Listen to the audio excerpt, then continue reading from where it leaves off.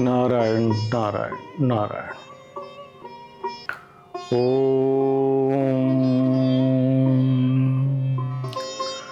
गजाननं भूतगणादिसेवितं कपित्थजम्बूफलचारुभक्षणं उमासुतं शोकविनाशकारकं नमामि विघ्नेश्वरपादपङ्कजं। वक्रतुण्डमहाकाय सूर्यकोटिसमप्रभ निर्विघ्नं कुरु मे देव सर्वकार्येषु सर्वदा। गुरु ब्रह्मा गुरु विष्णु गुरुदेवो महेश्वर गुरु साक्षात् परब्रह्म तस्मै श्री गुरुवे नमः। या देवी सर्वभूतेषु बुद्धिरूपेण संस्थिता नमस्तस्यै नमस्तस्यै नमस्तस्यै नमो नमः।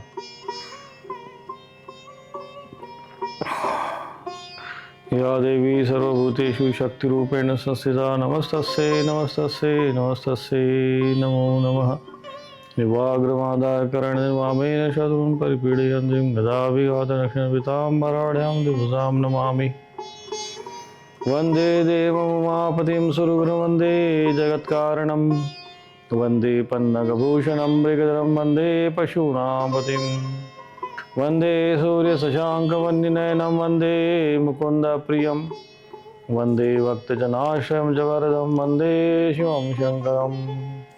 शान्ताकारं भुजगशयनं पद्मनाभं सुरेशं विश्वाधारं गगनसदृशं मेघवर्णं शुभाङ्गं लक्ष्मीकान्तं कमलनयनं योगिभिर्ध्यानगम्यं वन्दे विष्णुं भवभयहरं सर्वलोकैकनाथं।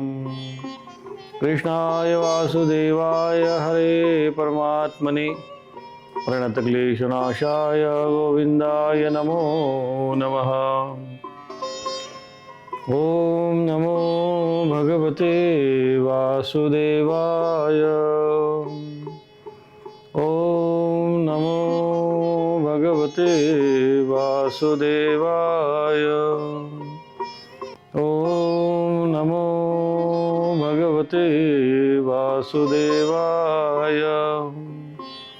ओम नमो भगवते वासुदेवाय। नारायण नारायण नारायण। आज प्रातःकाल हमने भगवत गीता के 8वें अध्याय के महत्वपूर्ण विषय पर हमने चर्चा की। मृत्यु का विज्ञान जानना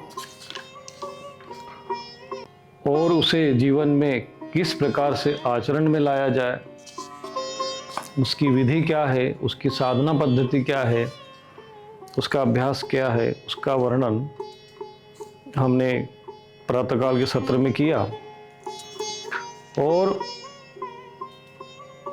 इस समय भगवान ने अपने परम धाम के विषय में भी वर्णन किया है, उस पर हम चर्चा करेंगे। और उस परम गति को, जैसा कि इसमें अंतिम श्लोक में हमने देखा था कि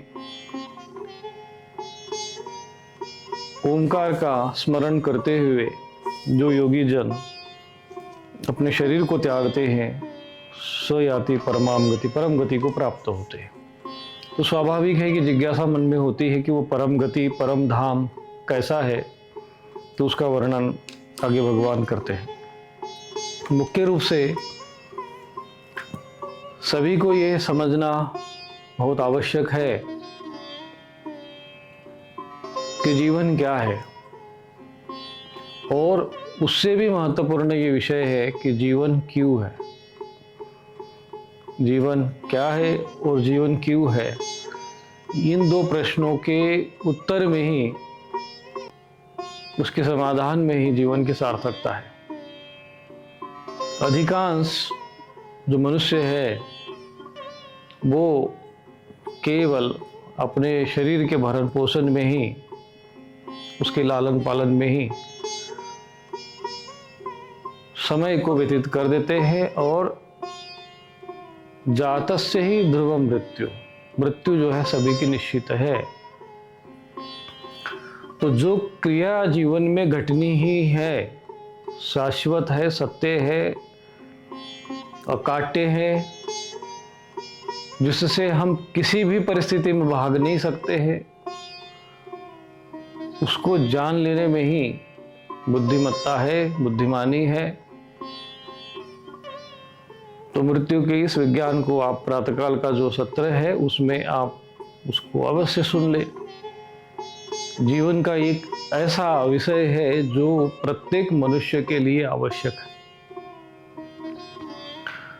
प्रत्येक जीवात्मा के लिए यह ऐसा विज्ञान है जो जानना बहुत आवश्यक है।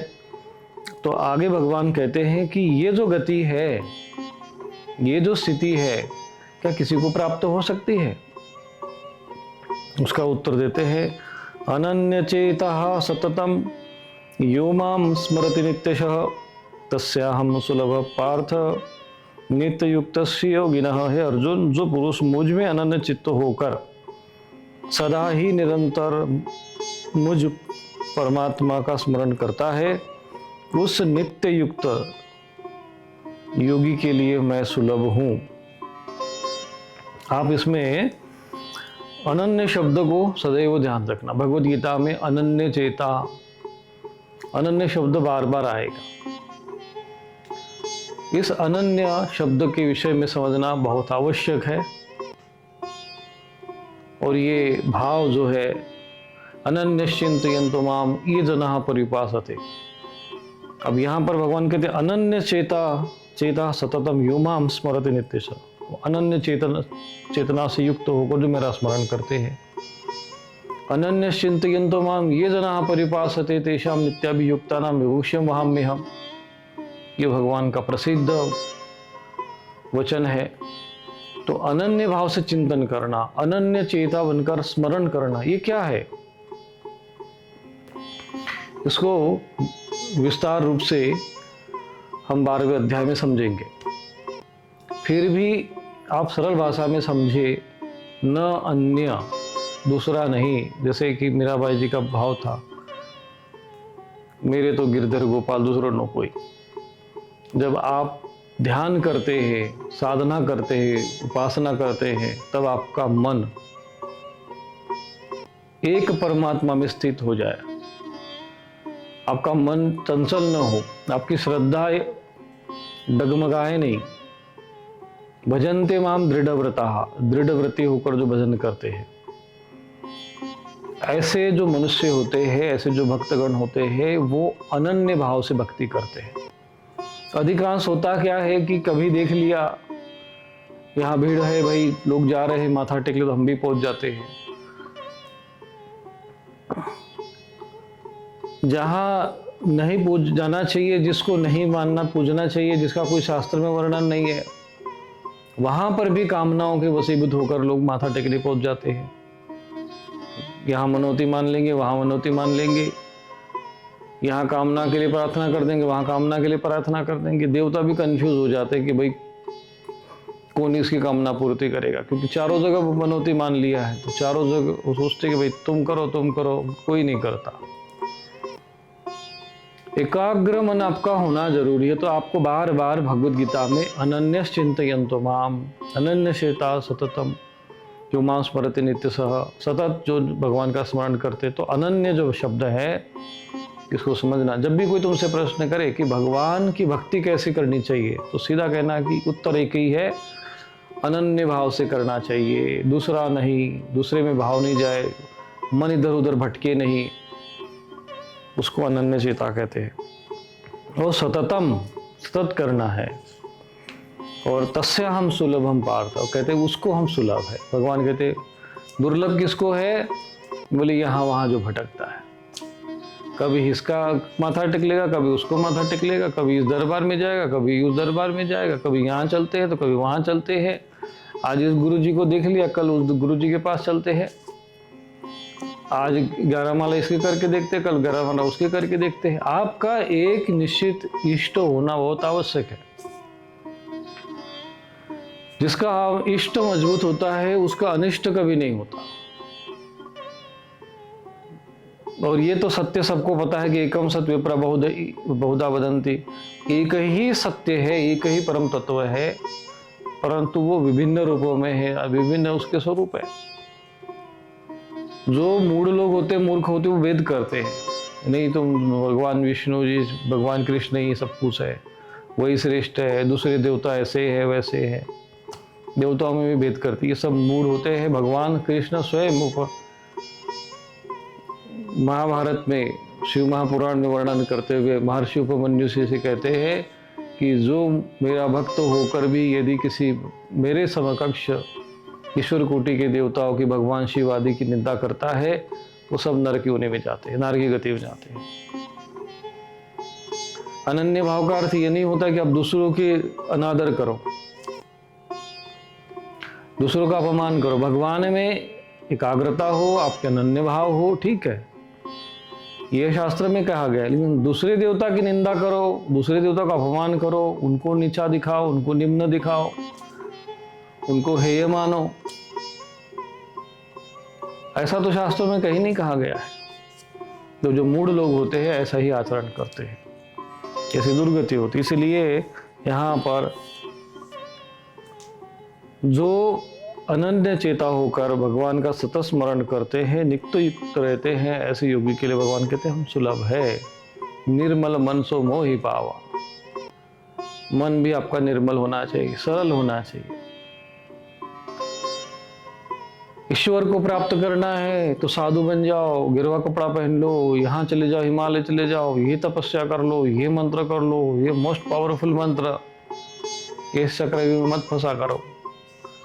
ये समाज में कोई कमी नहीं, इस अधर्म जो है वो किस रूप में आएगा तुम्हें पता भी नहीं चलेगा। एक लोटा जल सब समस्या का हल, हरी चटनी की जगह लाल चटनी खा लो, कृपा आ जाएगी, यहाँ माथा टेक लो, आशीर्वाद है भैया, तुम जाओ, सब लोग आशीर्वाद ही बट रहे। इन सब चक्रजाल से बचकर जो साधक शास्त्रोक्त विधि के अनुसार भगवान की भक्ति करता है, भगवान कहते हैं तस्याहम सुलभम पार्थ, उसको मैं सुलभ हूँ। नित्य युक्त योगिनः, जो नित्य युक्त है। तो भगवान आगे कहते हैं मामुपैत्य पुनर्जन्म दुःखालयम अशाश्वतम नाप्नुवन्ति महात्मानः संसिद्धिं परमां गतः। ये परम सिद्धों को प्राप्त महात्मा जन मुझको प्राप्त होकर क्षण भंगुर पुनर्जन्म को प्राप्त नहीं होते। ये जो संसार है ये दुःखालयम, आपने भोजनालय सुना होगा, कई प्रकार के आलय सुने होंगे, तो दुःखालय नहीं सुना होगा। दुःखालय इसी को कहते संसार को, जो बार बार जन्म इसमें लेते हैं। मामुपेत्य पुनर्जन्म दुःखालयम अशाश्वतम, और जो भगवान को प्राप्त होते फिर पुनर्जन्मों को प्राप्त नहीं होते। ये भी विषय बार बार आएगा। भगवान जो है बार बार एक विषय कहेंगे कि जो मुझे प्राप्त हो जाता है, मेरे धाम को प्राप्त हो जाता है, पुनर्जन्म न विद्यते, उसका पुनर्जन्म नहीं होता। ये जन्म लेना भी जो है एक प्रकार का कोई न कोई हमारा अपराध ही है, अथवा ये कह सकते हैं कि इस जन्म मरण के चक्रों के माया जाल में हम जो है फंसे हुए हैं। पुनरपि जननम पुनरपि मरणम पुनरपि जननी जठरे शयनम। किन किन योनियों में, किन किन शरीरों में भटकना पड़ता है, ये कोई आप कल्पना भी नहीं कर सकते। और जिस शरीर को मनुष्य शरीर में प्राप्त कर लिया तो इसमें भी अज्ञानता में उलझ गए। अरे कम से कम इस मनुष्य शरीर को तो प्राप्त हो गए हो, इसमें तो पशु की भांति मत जियो, इसमें तो बुद्धि विवेक मिला है, तो जानने का तो प्रयत्न करो ना कि तुम हो कौन, जीवन क्यों है, किस लिए है, ये जानने का प्रयत्न करे। तो कहते हैं कि जो भगवान का यह वचन है कि जो मुझे प्राप्त होता है फिर वो दुःखालय, इस संसार और जो अशाश्वत है, सदैव रहने वाला है नहीं, उसको फिर प्राप्त नहीं होता। भगवान आगे कहते हैं कि आ ब्रह्म भुवनान लोकाः पुनरावर्तिनो अर्जुन मामुपेत्य तो कौन थे पुनर्जन्म न विद्यते। यहाँ पर भी पुनर्जन्म न विद्यते, मामुपेत्य पुनर्जन्म, यहाँ पर भी वो पहले श्लोक में भी कहते पुनर्जन्म न विद्यते, या दो कई बार आपने पुनर्जन्म न विद्यते ये आप सुनने को मिलेगा। तो बार बार भगवान एक बात ही कहते हैं कि पुनर्जन्म न विद्यते, अर्थात पुनर्जन्म न होना और ये जन्म मरण के चक्र जाल से मुक्त हो जाना, ये एक श्रेष्ठ गति है। इस बात को सिद्ध करता है ये विषय बार बार आने से। तभी तो ये बार बार विषय भगवान ने कहा है। भगवान आगे कहते हैं कि आ ब्रह्म भुवनान लोका, ब्रह्मलोक से लेकर जितने भी 14 भुवन है, भुवन 14 भुवन है, 7 नीचे ऊपर 7 है। भूलोक है, फिर भूलोक है, भूलोक में जहाँ पितृलोक आदि रहते हैं।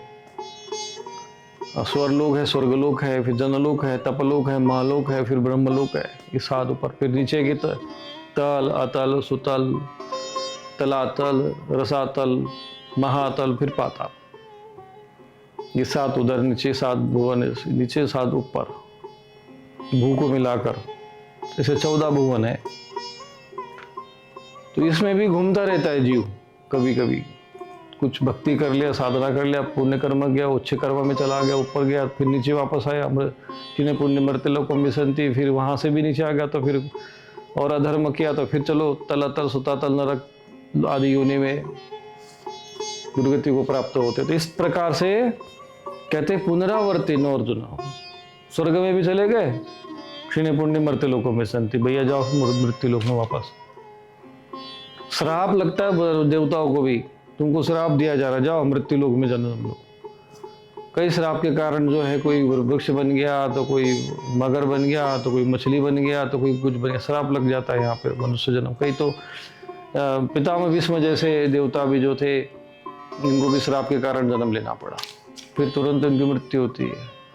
जो देव वसुदेव जी और देवकी जी के जो संतान हुई थी, उनको भी श्राप लगे थे कि भाई जाओ पृथ्वी लोक में जन्म लो।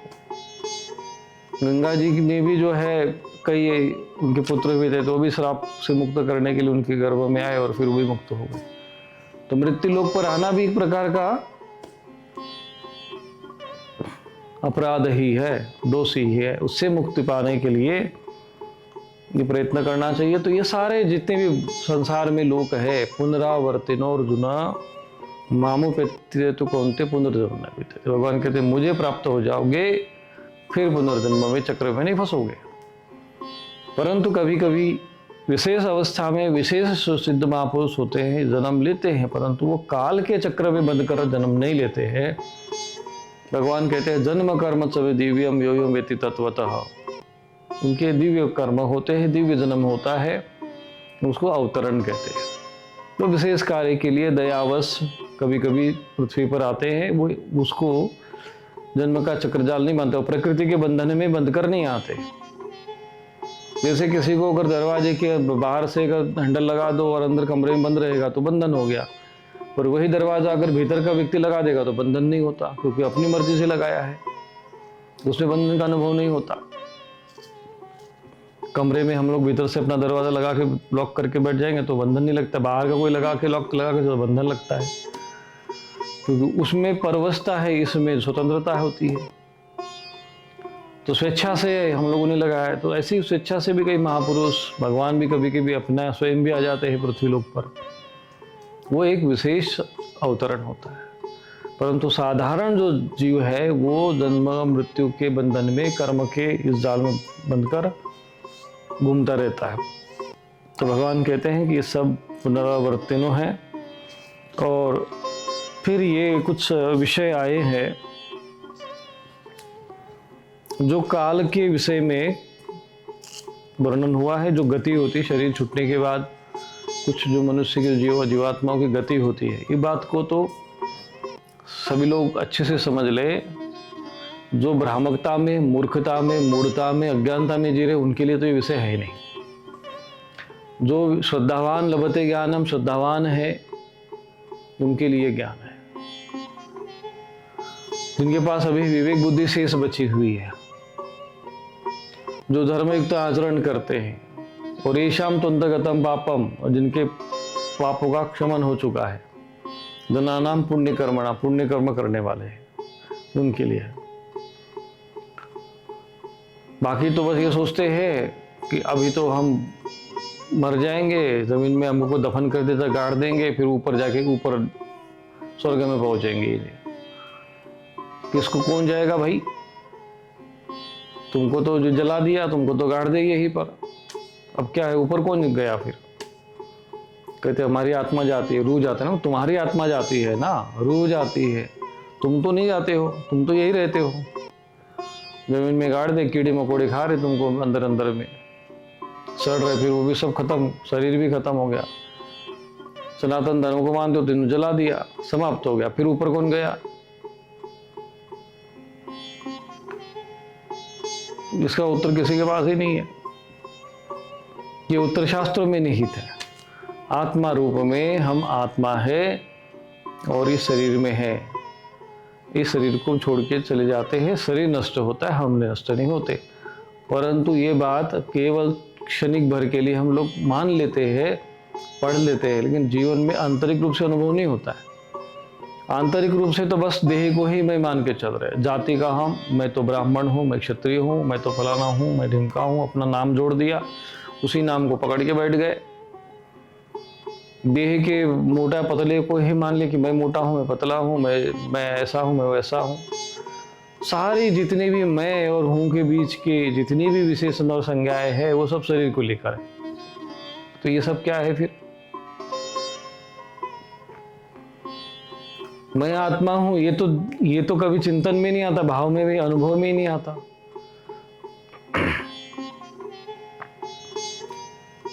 केवल बस पढ़ लिया, हाँ भाई अच्छा शास्त्र कहता है हम आत्मा है, ठीक है, पर आत्मा भाव इतना प्रबल है क्या जितना देह भाव है? जितना देह के प्रति, देह के नाम के प्रति, देह की जाति के प्रति, देह की जो स्थिति के प्रति, धन के प्रति, सगे संबंधों के प्रति, पद के प्रति जितना अहम भाव है, उतना अहम भाव, दृढ़ अहम भाव क्या आत्म भाव में है? नहीं है। अज्ञान बस इसी में उलझे पड़े, पूरा जीवन इसी अज्ञानता में उलझा रहता है। इससे परे जाने की चेतना मन में, भावना उठती ही नहीं है, इसी में उलझ के पूरा जीवन, और लगता है कि हाँ कितना महान जीवन जिए हम, खूब पैसा कमा लिए, खूब धनवान हो गए। कौन हो गया धनवान? किसने कमाया? और केवल इस शरीर के भरण पोषण। अच्छा, शरीर के लिए सब कुछ हुआ ना, तब तो इसका अर्थ है कि तुम शरीर ही अपने आप को मान के बैठे हो, शरीर समझ कर ही जिए, शरीर समझ कर ही मर गए अंत में। फिर ऊपर कौन गया? और जो यदि ऊपर चला जाता है या कहीं नीचे किसी लोक में चला जाता है, स्वर्ग में जाता है, अन्य किसी लोक में चले जाते हैं, पितृलोक में चले जाते हैं, फिर वो कौन है? उसको जानने के लिए न समय है, न चिंतन है, न विवेक है, न बुद्धि है, न भाव है, न जिज्ञासा है। तो फिर आप जो कर रहे हो वो फिर क्या है, हो रहा है? जो कर्म, जब तुम्हारा जीवन नष्ट हो रहा है बस केवल अज्ञानता में उलझ कर, पूरा ऐसे ही मायाजाल में समाप्त, परिणाम शून्य, पूरा जीवन नष्ट होकर निकल जाता है। यदि आत्मज्ञान नहीं हुआ तो दुर्गति यही है, सबके साथ साथ यही गति होगी। इसलिए ये विषय आपको समझना बहुत आवश्यक है कि मृत्यु के बाद भी, चलो हम लोग जो ज्ञानी है, जो भी श्रद्धालुवान है, अपने आत्मभाव में दृढ़ हो जाओ, अपने को ईश्वर का अंश और अविनाशी आत्मा के रूप में ही अनुभव करो। देह के प्रति, देह के जितने भी सांसारिक बाह्य आवरण तुम्हारे ऊपर है, उसके प्रति अहम भाव धीरे धीरे कम करो। आजकल ये जाति भाव खूब जड़ गया है शरीर को लेकर। मैं ब्राह्मण हूं तो मैं क्षत्रिय हूं, तो मैं त्रिपाठी हूं, तो मैं ये हूं, तो मैं वो हूं। पद को लेकर खूब ज्यादा और है, मैं साधु हूं, महामंडलेश्वर हूं, IAS हूं, किसी हूं, इंजीनियर हूं, तो डॉक्टर हूं।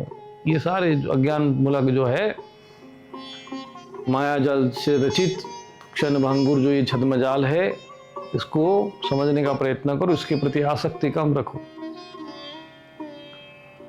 अन्यथा इसी अज्ञानता में जिए रहोगे, जीवन भर निकल जाएगा।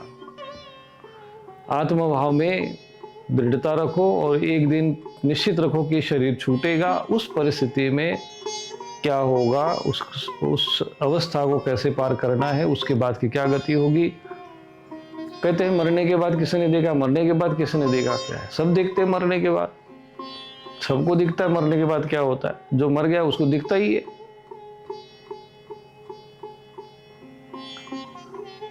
तो वो जो मृत्यु के उपरांत क्या होता है जो सबको पता नहीं, क्योंकि उसके लिए तो मरना पड़ेगा, मृत्यु का शरीर छोड़ना पड़ेगा। पर कई योगी पुरुष शरीर छोड़कर गए हैं, शरीर छोड़कर भी जो है अपना अनुभव करके फिर शास्त्र में लिखे। अब यहाँ स्वयं भगवान कह रहे क्या होता है, तो भगवान जो यहाँ बता रहे हैं ज्ञान अभी उसको हमें समझना है। तो वो कैसे क्या कह रहे हैं यहाँ पर, कहते हैं सहस्त्र युग पर्यंतम अरिहद ब्रह्मणो विदुः रात्रि युग सहस्त्रांतम तेहु रात्र विदो जनः। ब्रह्मा का जो एक दिन है उसको 1000 चतुर्युगी तक की अवधि वाला, और रात्रि को भी 1000 चतुर्युगी अवधि वाला है, ऐसा जो पुरुष तत्व से जानते हैं, ऐसा जो जानते विवेकजन काल के तत्वों को जानने वाले हैं। अहोरात्र, अहोरात्र का अहोरात्र विदो, वो रात्रि और दिन का जानने वाले हैं। किसको, जो ब्रह्मा जी का एक दिन है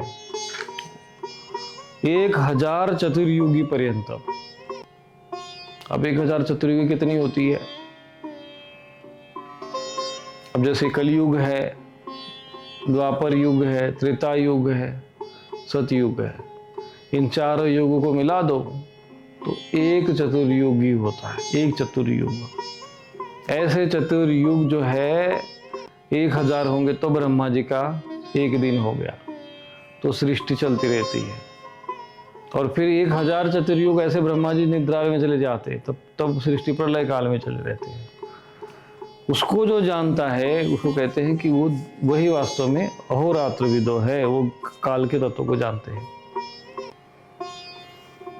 अव्यक्ताद व्यक्तय सर्वः प्रभवन्तरागमे रात्र्यागमे प्रलीयन्ते तत्रैवा व्यक्त संज्ञके।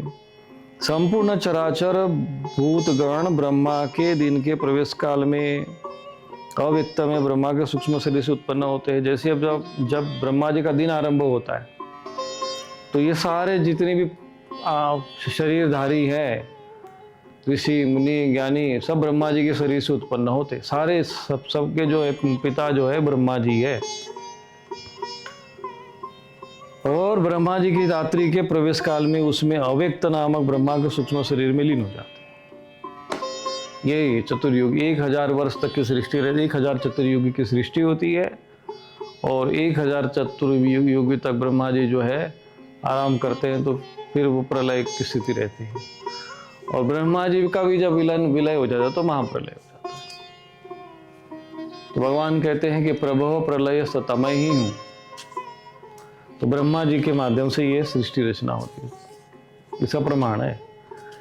अब तो भगवान कह रहे हैं, भगवद गीता में कह रहे हैं तो स्वीकार कर लो, क्योंकि अब उतना तो ज्ञान हम लोगों के संगता ही नहीं। अब हमें तो अपना ही नहीं पता है कि मृत्यु के बाद हमारा क्या है होगा, इसके पहले कहाँ थे, तो इतनी अज्ञान अवस्था में जी रहे। तो फिर ऐसे समय में जब प्रत्यक्ष प्रमाण नहीं होता है तो शास्त्र को प्रमाण माना जाता है, और भगवद गीता तो प्रमाण ही, जिसको महापुरुषों ने भी प्रमाणित किया है। तो जो कह रहे हैं उसको स्वीकार कर लें। तो ये बहुत लंबा गणित है, इसको जो समझता है वो वही वास्तव में त्रिकालज्ञ होते हैं। अब आगे क्या होता है, भूतग्राम सेवायं भूत्वा भूत्वा प्रलीयते रात्र्यागमे अवेशः प्रार्थ प्रभवत्यहरागमे। हे पार्थ, वही वह भूत समुदाय उत्पन्न होकर प्रकृति के वश में हुआ, रात्रि का प्रवेश काल में लीन होता है और फिर दिन के प्रवेश काल में उत्पन्न होता है। बोले यही जो भूत समुदाय है, भूत समुदाय प्राणी क्यों शरीर, ऐसे ही उसमें ब्रह्मा जी के शरीर में जाते रहते हैं, फिर उसमें वापस लौटते रहते हैं, ऐसे ही सब चक्र चलता रहता है। पर तस्मात् भावोन्यो अव्यक्तो व्यक्तात् सनातनः यह सर्वेषु भूतेषु नश्यस्तु न विनश्यति। परंतु उस अव्यक्त से भी अति सूक्ष्म परे दूसरा जो विलक्षण सनातन अव्यक्त भाव है, उस परम दिव्य पुरुष को सब भूतों के नष्ट होने पर भी नष्ट नहीं होता। परंतु ये खेल जिस परमात्मा के जो सनातन तत्व है, जिसके शरीर में चलता रहता है, वो कहते हैं कि वो नष्ट नहीं होता। भगवान ने आरंभ में द्वितीय अध्याय में कहा था, ना सतो विद्यतो भावो ना भाव विद्यते सतः, कि जो असत्य का तो कभी भाव है ही नहीं है और असत का कभी अभाव नहीं है, सदैव ही है। तो वो जो सनातन तत्व है वो यहाँ पर उसका वर्णन हो रहा है। अब वो जो सनातन अव्यक्त तत्व है वो कौन है? भगवान वो कहते हैं अव्यक्तोक्षर इत्युक्त तमाहु परमाम गतिम यम प्राप्य न निवर्तन्ते तद्धाम परमम मम। अब भगवान ये कहते हैं कि उस अव्यक्त को अक्षर नाम से कहा गया है, जिसको हम अक्षर कहते हैं।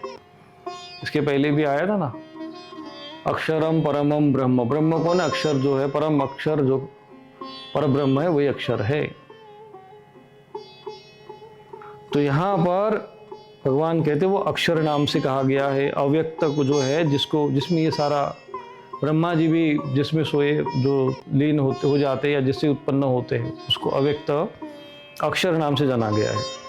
उसी अक्षर नामक अव्यक्त भाव को परम गति कहते हैं, और उस भाव को जो प्राप्त होता है उसको परम गति कहते हैं।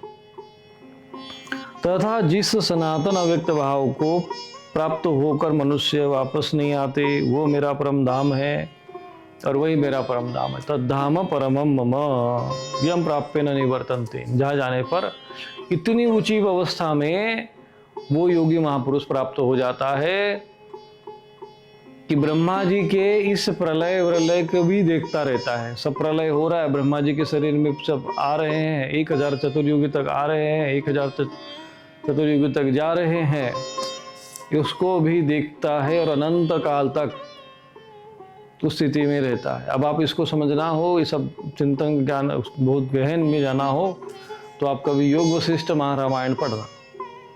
उसमें इस विषय पर महर्षि वशिष्ठ जी ने भगवान श्री रामचंद्र जी को उपदेश दिया है। ये बहुत सूक्ष्म ज्ञान हो गया, पर अब चूंकि ज्ञान का विषय है, गूढ़ विषय है, तो भगवान कह रहे हैं कि चलो अब बात आई गई तो बता ही देते हैं। पुरुष स परम पार्थ भक्त्या लभ्यस्त्वनन्यया यस्यांतस्थानि भूतानि येन सर्वमिदं ततम्। हे पार्थ, जिस परमात्मा के अंतर्गत संपूर्ण सर्वभूत है और जिस सच्चिदानंद घन परमात्मा से ये संपूर्ण जगत परिपूर्ण है, उस सनातन अव्यक्त परम पुरुष वो अनन्य भक्ति से प्राप्त होने वाला है। फिर ये अनन्य शब्द यहाँ आया है। लभ्यस्त्वन अनन्या, लभ्य त्वम अनन्या, अनन्य भक्ति से प्राप्त होना। ये अनन्य भक्ति समझ लेना, ये बात यदि आप समझ गए ना, अनन्य भक्ति वो अत्यंत महत्वपूर्ण विषय है। ये अनन्य भक्ति से प्राप्त होता है।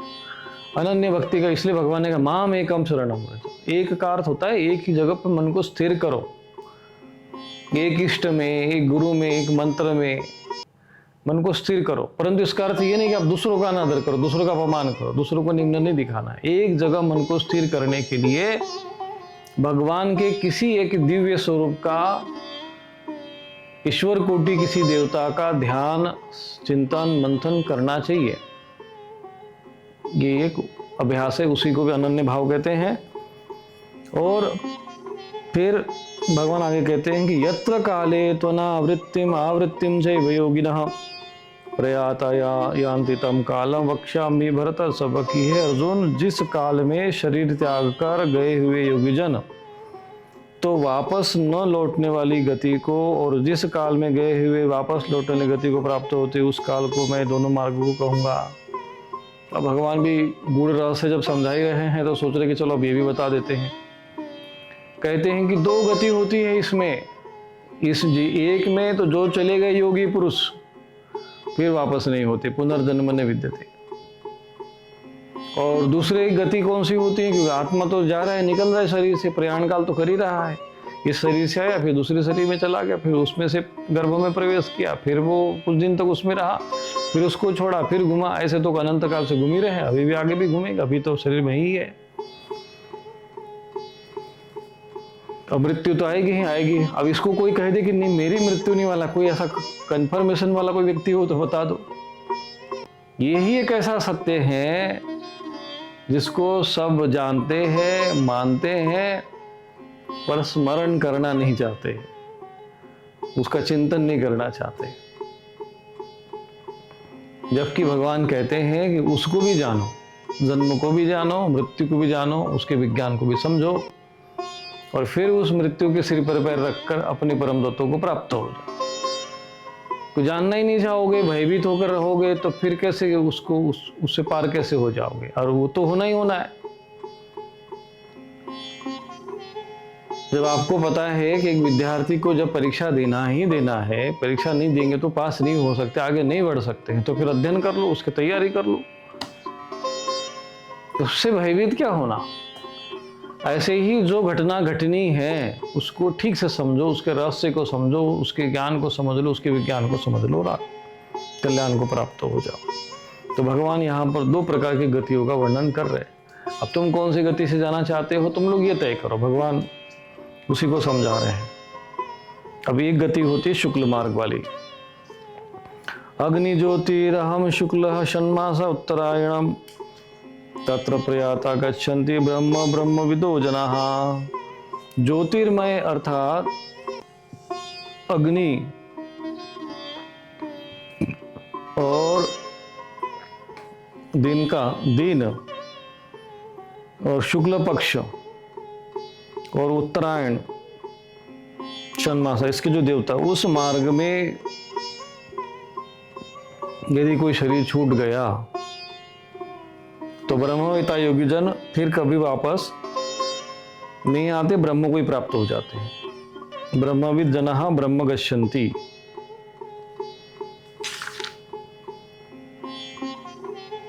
तत्र प्रयाता गच्छन्ति ब्रह्म ब्रह्म विदो जनाः। जो ब्रह्म को जानने वाले होते हैं वो इस मार्ग से निकल जाते हैं।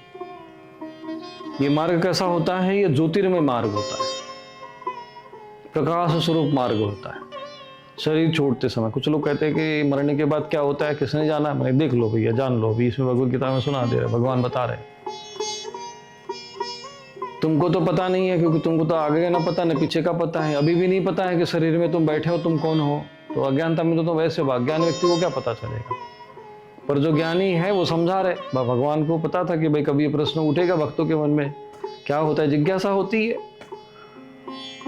तो जिज्ञासा हो उसके पहले वो भगवान ने उत्तर दे दिया कि चलो गूढ़ रहस्य बता रहे, ज्ञान रहस्य बता रहे, तुम्हें अक्षर ब्रह्म का ज्ञान दे रहे, तो फिर वो भी दे दिया। कहा कि वो ज्योतिर्मय प्रकाश में मार्ग होता है जब शरीर छूटता है तो। और जो सांसारिक लोग होते हैं उनमें प्रकाश नहीं, अंधकार में। जैसे अभी मैं कल परसों ही एक समाचार पढ़ रहा था कि किसी व्यक्ति को डेड हो गया, मर गया, वो क्लिनिकली डेड बॉडी हो गई उसकी, मर गया 10-15 मिनट के लिए। कुछ लोग तो एक घंटे के लिए, 2 घंटे के लिए मर जाते हैं, फिर अचानक जो है उसे खड़े हो जाते हैं, बैठ जाते हैं। तो कुछ लोगों को कहते हैं कि घोर अंधकार दिख रहा है, कुछ लोगों को घोर अंधकार दिखता है, तो वो दूसरे मार्ग से जाते हैं, अंधकार वाले मार्ग से। और ये मार्ग कौन सा वाला है? ये अग्नि और ज्योति प्रकाश में मार्ग है। इसमें प्रकाश में दिखता है जब शरीर जब छूटता है, दिव्य जो ब्रह्म को जानने वाले, जो ब्रह्मविद होते हैं, और वही ब्राह्मण होते हैं। जिन लोगों को ये ब्राह्मण होने का, जाति जन्म से जो ब्राह्मण मान के अपने को मान के बैठे हुए हैं, उनको लगता हुआ कि नहीं हम तो बहुत श्रेष्ठ हो गए हैं, अब हम कर्म करें चाहे न करें, कुछ भी कर ले, हम ब्रह्मविद, हम ब्रह्म को जाने न जाने, ब्रह्म कर्म करे चाहे न करे, फिर भी हम ब्राह्मण हैं। तो वो इतने मूढ़ता में जी रहे हैं ये लोग, इतने बड़े भ्रम में जी रहे हैं कि इनका भ्रम जो है इनकी दुर्गति में जाने के बाद ही टूटता है। तब फिर पिशाच योनि में घूमते हैं या किसी ऐसी योनि में घूमते हैं। ब्राह्मण जिसको कहते हैं, जिसको पंडित कहा जाता है, वो ज्ञानी को, जो ब्रह्मज्ञानी होते, ब्रह्मविद, ब्रह्मविदो जनाः। यहाँ पर ब्रह्मविद जो होते, ब्रह्म को जो जानते, वो ब्राह्मण। ब्रह्म जो ब्रह्म को जानता है, जो ब्रह्म का अनुभव करता है, ब्रह्म में स्थित है, उसको ब्राह्मण शास्त्र में कहा है। जिस ब्राह्मण का वर्णन ब्राह्मणों से मुखम आसित करके, जिसका वर्णन पुरुष सूक्त में आया है, जिसका वर्णन शास्त्रों में आया है, उस ब्राह्मण की बात हो रही है। ब्रह्मविदो जनाः, ब्रह्मविदो जनाः, वे उन लोगों की बात हो रही। कौन से जनों की बात हो रही?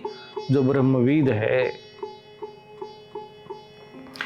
कि जन्म से जो ब्राह्मण क्षत्रिय वैश्य मानने वाले लोग मूढ़ है, अशास्त्रीय है। अब चूंकि ये इतना देह भाव और अहंकार और मूर्खता और अज्ञानता का इतना मोटा पर्दा हो चुका है कि अब इसको जो है हटा पाने के लिए बड़ा कठिन परिश्रम होगा। भगवान भी आएंगे तो भी पता नहीं इनकी बुद्धि सुधरेगी कि नहीं सुधरेगी। वो शास्त्रों को भी स्वीकार करने को तैयार नहीं। गधे से जो बोलते गधे से गधा होता है, भाई गधे से गधा होता है, घोड़े से घोड़ा, ऐसे मनुष्य होता है। किसी तुम लोगों ने देखा पेट से कोई ब्राह्मण निकला हो, धोती हो, शिखा सूत्र सहित सारे, उसको संस्कार की कोई जरूरत ही नहीं। धनुष बाण लेकर कोई क्षत्रिय निकला हो। ऐसे ऐसे कुतर्क देकर ऐसे ऐसे धर्माचार्य, ऐसे ऐसे विद्वान जिनको कहा जाता है वो विद्वान है नहीं। विद्वान होते तो ऐसे मूर्खतापूर्ण तर्क देते हैं क्यों? शास्त्रोक्त वार्ता करते, शास्त्रोक्त चर्चा करते, शास्त्रोक्त प्रमाण देते।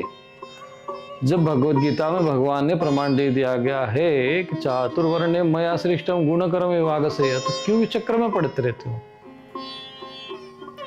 किस लिए? केवल भौतिक स्वार्थ सुविधाओं के मोहजाल में फंसकर तुम अधर्म को धर्म स्वीकार, धर्म कह दो और धर्म को अधर्म कह दो, शास्त्र को भी जो है अवहेलना कर दो, अनादर कर दो, तो फिर तुम्हारी सद्गति कैसे हो सकती है? तो इसका अर्थ ही ये नहीं होता है। अब यहाँ पर अब जो लोग जन्म से इस तरह से मानने वाले मूड होंगे, वो तो यही कहेंगे अरे जो ब्राह्मण होते वो तो निकल जाते हैं भाई, हम जो ब्राह्मण जाति के तो भाई हम तो निकल जाएंगे स्वर्ग, इसमें ज्योतिर्वाले मार्ग से, सब पिशाच योनि में जाते हैं। ऐसे सब लोग मूर्खता के कारण, इनकी मूढ़ता, क्योंकि देह में फंसे हुए, ज्ञान है नहीं। ज्ञान को ब्राह्मण कहते हैं, ब्रह्मविद को। यहाँ पर ब्रह्मविदो जनाः, तुम तो ब्रह्मविद हो तो ठीक है, तो ब्राह्मण है। किसी के घर में जन्म लेने के कारण, कुल में जन्म लेने के कारण कोई ब्राह्मण हो जाता है, कोई क्षत्रिय हो जाता है, कोई वैश्य हो जाए, कोई शूद्र हो जाए, ये धारणा अशास्त्रीय है, अवैज्ञानिक है, असामाजिक है, अराजकता उत्पन्न करने वाली है और अव्यवस्था उत्पन्न करने वाली। और चूंकि स्वार्थ जब जुड़ जाता है और स्वार्थ को जब महत्व देते हैं, तब धर्म और अधर्म की विवेक बुद्धि भी भूल जाते हैं। गति सदगति क्या होगा? मरने के बाद कौन देखेगा भाई अभी हमें क्या मिल रहा है, अभी हमें सुविधा कितनी मिल रही है, अभी हमारा कौन सा स्वार्थ सिद्ध हो रहा है। जो धर्म को छोड़कर अर्थ और काम में डूबे पड़े रहते, जो अर्थ के पीछे, क्योंकि उसमें अर्थ का स्वार्थ है, कामनाओं की पूर्ति स्वार्थ है, उनको धर्म से और मोक्ष से जिनको कोई लेना देना नहीं, वो फिर ऐसे उलट फिर करके शास्त्रों का अर्थ लगाकर झूठे अहंकार, पहले तो वो देह है नहीं, ऊपर से ये अहंकार आ गए। और ये कलयुग में ही ज्यादातर, आप तो जब आप द्वापर में चले जाइए, त्रेता में देखिए, ये सब चीजें नहीं, कोई पांडे नहीं, कोई तिवारी नहीं, कुछ नहीं है, ये सब इसी युग में शुरू हो गए, कलयुग में ही। क्योंकि कलयुग में अधर्म बढ़ता है तो ये अधर्म से रचित पूरा सिस्टम बन जाता है। और इस सत्य को स्वीकार करने के लिए एक व्यवहारिक रूप से शास्त्रार्थ चर्चा करके शांत भाव से, तो उसके लिए भी तैयार नहीं। आखिर इस तरह से मूर्खतापूर्ण, मूढ़तापूर्ण, दुराग्रही धारणा बनाकर, अशास्त्रीय दृढ़ता बनाकर क्या सिद्ध करना चाहते, क्या प्राप्त करना चाहते हैं? क्या वो सदगति हो जाएगी इन लोगों की? ऐसे लोग ब्रह्म पिशाच की योनि में जाते हैं, पिशाच की योनि में जाते हैं, राक्षस की योनि में चले जाते हैं, अहंकार के कारण, देह भाव के कारण, देह में ही चिपके पड़े। आत्मा तक पहुंच जाए, ब्रह्म तक पहुंच जाए, जीव ब्रह्मेव नाम पर, अरे हम स्वयं ब्रह्म है, उसको तो जान लो। उसको जानने के लिए कर्म करो, उसके जानने के लिए प्रयत्न करो, उसको जानने के लिए, ब्रह्म को जानने के लिए जो प्रयत्न करता हो, ब्रह्म को जानने के लिए जो अभ्यास कर रहा हो, ब्रह्म को जानने के लिए जिसने अपने जीवन को समर्पित कर दिया गया है, वही ब्रह्म कर्म करने वाला व्यक्ति है जो ब्राह्मण है। तो स्वभावजम उसकी प्रकृति होनी चाहिए, स्वभाव बनना चाहिए।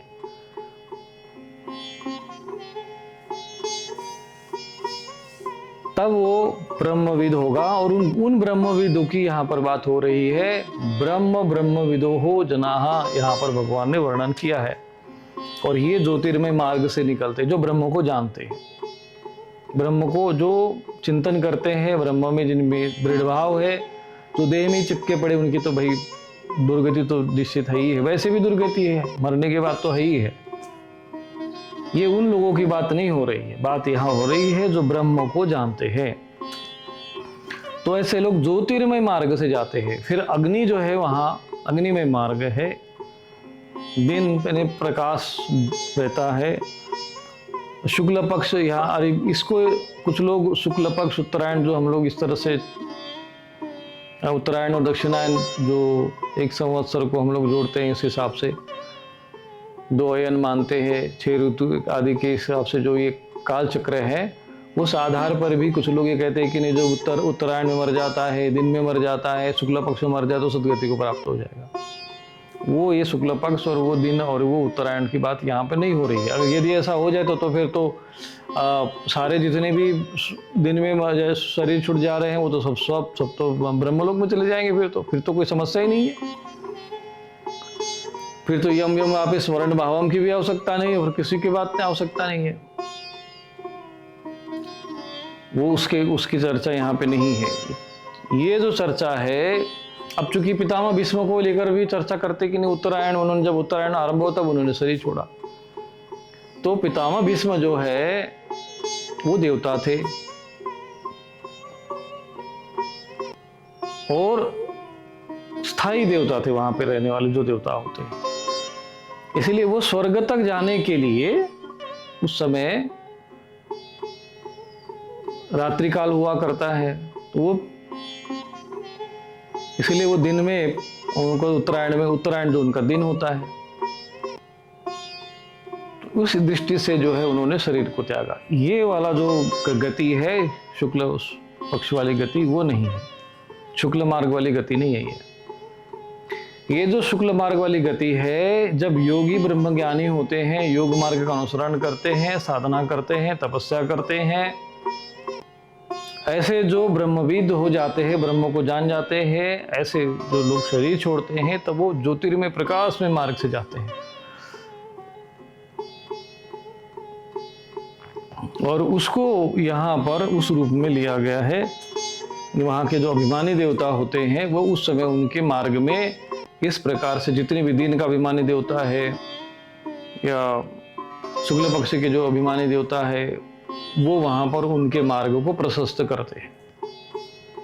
और वो जो जीवात्मा है, मन जो आत्मा है, वो इस मार्ग से आगे जाते हैं, तो फिर वहां से वो वापस नहीं लौटते। तो जिन आत्माओं को जो ज्ञान आत्मज्ञान होने के बाद जब उनका शरीर छूटता है, उनको वापस नहीं आना है, वो इस प्रकार से प्रकाशमय मार्ग से निकल जाते हैं। और फिर कृष्ण मार्ग का क्या वर्णन है, तो कहते धूमो रात्रि तथा कृष्ण षण्मासा दक्षिणायनम तत्र चांद्रमसम ज्योतिर्योगी प्राप्य निवर्तते। धूमाभिमानी देवता है, रात्रि अभिमानी देवता है, तथा कृष्ण पक्ष का अभिमानी देवता है, और दक्षिणायन के 6 मासों का अभिमानी देवता है। उस मार्ग में मरकर गया हुआ सकाम करने वाला योगी देवताओं द्वारा क्रम से ले गया हुआ चंद्रमा ज्योति को प्राप्त होकर स्वर्ग में अपने शुभ कर्मों का फल भोग कर फिर वापस आ जाता है। तो जो स्वर्ग तक लोग जाते हैं, पितृलोक में चले गए, वहाँ उनके अपने कर्म फल भोग लिए, स्वर्ग तक पहुँच गए, भूभुव स्वलोक तक पहुँच गए, तो ये वापस आ जाते हैं। अब भगवान आगे कहते, शुक्ल कृष्णे गति हेते जगत शाश्वते मते एकया यातना वृत्तिम अन्यया वर्तते पुनः। क्योंकि जगत के ये 2 प्रकार के शुक्ल और कृष्ण पक्ष के जो मार्ग है, इसको देवयान मार्ग भी कहते हैं, पितृयान मार्ग भी कहते हैं। पितृयान चंद्रमा तक, चंद्रमा उसके देवता और चंद्रलोक तक उनकी गति होती है। रात्रि के जो देवता जो है अभिमानी देवता चंद्रमा माने जाते हैं, तो वो पितृयान मार्ग है। और जो देवयान मार्ग है, विशेष जो ब्रह्म मार्ग में जाते हैं, ज्योतिर्मय मार्ग से जाते हैं, ऐसे 2 मार्ग इसमें वर्णन है। तो मार्ग सनातन माने गए। इनमें एक के द्वारा गया हुआ जिससे वापस नहीं लौटना पड़ता, उस परम गति को प्राप्त होता है, और दूसरे के द्वारा गया फिर वापस आ जाता है, जन्म मृत्यु को प्राप्त हो जाता है। ये 2 गतियाँ होती है। एक तो जो गया तो फिर वापस नहीं आता, और एक हो एक जो घूमता रहता है, गया वापस आ जाएगा। क्षीणे पुण्य मर्त्य लोकम विसंति। ये दोनों जो गतियां हैं ये शाश्वत सनातन है। अब चूंकि ये भगवान के द्वारा बताया हुआ ज्ञान है, ये गूढ़ है, रहस्यमय है और शास्त्रोक्त प्रमाण है, भगवान का वचन है, ऋषि मुनियों ने प्रमाणित किया है, इसलिए इसको हम स्वीकार करते। चूंकि ये अनुभव विषय तो मृत्यु के बाद का ही है, इसलिए इस विषय में ज़्यादा तर्क कुतर्क करने का कोई विषय नहीं है। ये केवल भगवान ने जब कह दिया है तो उसको स्वीकार कर लेना, शास्त्रोक्त प्रमाण है। चूंकि ये तो मरने के बाद है, मरने के बाद किसने देखा क्या गति होती है? तो भाई तुम या तो तुम्हें मर के देख लो या शास्त्र पढ़ के सुन मान लो, दोनों में से एक मार्ग है। तो अपनी मरने के तो कोई अभी जल्दीबाजी है ही नहीं किसी को, तो इसलिए शास्त्र जो है पढ़कर जो हम लोग मान लेते हैं कि यही गति है। भगवान यहाँ कहते हैं कि नैते श्रुति पार्थ जानन्य योगी मह्यति कश्चन तस्मा सर्वेषु कालेषु योग युक्तो भव अर्जुन। कि हे पार्थ, इस प्रकार दोनों मार्गों को तत्व से जानकर कोई भी योगी मोहित नहीं होता। इस कारण अर्जुन तू सब काल में समबुद्धि युक्त योग से युक्त होकर निरंतर मेरी प्राप्ति के लिए साधन करने वाला हो। तस्मात् सर्वेषु कालेषु। भगवान ने कहा कि ठीक है, ये काल की गतियां है, ये है, सब कुछ ठीक है, परंतु जो योगी लोग इसमें मोहित नहीं होते कि भाई हम किस गति से जाएंगे, मृत्यु के बाद क्या होगा, वो सदैव भगवान का स्मरण करते रहे। तस्मात् सर्वेषु कालेषु, इसके पहले भी भगवान ने कहा तस्मात् सर्वेषु कालेषु माम अनुस्मर युद्ध च। तो अभी भी भगवान कह रहे तस्मात् सर्वेषु कालेषु। ये बात पुनः पुनः वापस आ गई है। योग युक्त भव अर्जुन, और योग युक्त हो जाओ। यही बात सभी साधकों के लिए है कि निरंतर भगवान का स्मरण करते कर्म करें। वेदेषु यज्ञेषु तपस्सु चैव दानेषु यत् पुण्यफलं प्रदिष्टम् अतेति सर्वमिदं विदित्वा योगिं परम स्थानमुपेत चाद्यम्। योगी पुरुष उस रहस्य को जानकर, तत्व से जानकर, वेद के पढ़ने में तथा यज्ञ तप और दान करने में, यज्ञ दान और तप ये तीन शब्द जो है बराबर ध्यान रखना, इनका विशेष महत्व है। भगवद गीता में भगवान ने कहा कि ये कर्म कभी नहीं त्यागने चाहिए, और यदि आप ये तीन कर्म त्याग दे रहे हो, त्याग चुके हो, तो आप ये अच्छे से समझ लो, भले ही आप बाहर से तुम कितना भी छद्म रूप से अपने आप को कुछ भी धारणा बना के चलो, आप वास्तविक सनातन धर्म का अनुसरण करने वाले नहीं हैं। आपके जीवन में यज्ञ दान तपक कर्म न त्याजम कार्य में होता, ये भगवान की आज्ञा है, इसलिए कभी भी त्यागना नहीं चाहिए, किसी भी परिस्थिति में नहीं। और दान आदि करने से जो पुण्य फल कहा गया है उस सबको निसंदेह उल्लंघन कर जाता है और सनातन परम पद को प्राप्त होता है। योगी परम स्थानम उपेत चाद्यम। और जो ये वेद के को जानने से, वेदेषु यज्ञेषु तपोषु चैव दानेषु यत् पुण्य फलम प्रतिष्ठम। दान करने से, यज्ञ करने से, वेद अध्ययन करने से जो पुण्य फल होता है उसको भी योगी जो है उल्लंघन कर जाता है, वो सनातन परम पद को प्राप्त हो जाता है। तो इस प्रकार से ये अष्टम अध्याय जो है पूर्ण होता है और भगवान ने इसको रहस्य समझा दिया है। तो ये गुड़ रहस्य है, गुड़ ज्ञान है, यदि हम लोग समझते हैं और इस पर चिंतन मंथन करते हैं, जो भी विशेष रूप से अध्ययन करने वाले हैं, ज्ञान मार्ग का चिंतन करने वाले हैं, उनके लिए ये विषय है। बाकी सामान्य व्यक्ति के लिए जो केवल साधना करना है, उसको तो दो तीन शब्द ये समझने हैं कि भाई अनन्य भक्ति से हमें भगवान का भजन करना है सर्वकाल में। तस्मात् सर्वेषु कालेषु, तो जो अपने कैटेगरी में आता है, जो हमारे सामर्थ्य में आता है, जिसको हम साधन के रूप में अभ्यास कर सकते वो कर्म करो। बाकी तो वो गति तो होनी है, जो शुक्ल मार्ग से जाएंगे कि वो तो जो आप भक्ति करोगे तो शुक्ल मार्ग से ही जाओगे। फिर भी योगी लोग इसमें मोहित हो जाता है, इनका भी उल्लंघन कर जाता है। ये इतना गूढ़ ज्ञान है कि ये यज्ञ दान तप आदि जो पुण्य कर्म है इससे भी श्रेष्ठ पद में चला जाता है, इससे भी आगे के लोक में निकल जाता है। उस लोक में जाने के पर जो है भगवान कहते हैं यद गतवान निवर्तन्ते तद्धाम परम, उस परम धाम को प्राप्त होना चाहिए। अब नवम अध्याय आरंभ होता है। भगवान कहते हैं अब ज्ञानम तेहम स विज्ञानम, वो तो पहले भी कहा, अब देखो फिर से विज्ञान शब्द आता है। भगवान कहते हैं इदम तु ते गुह्यतमम प्रवक्ष्याम्यनसूयवे ज्ञानम विज्ञान सहितम यद ज्ञात्वा मोक्षसे शुभात्।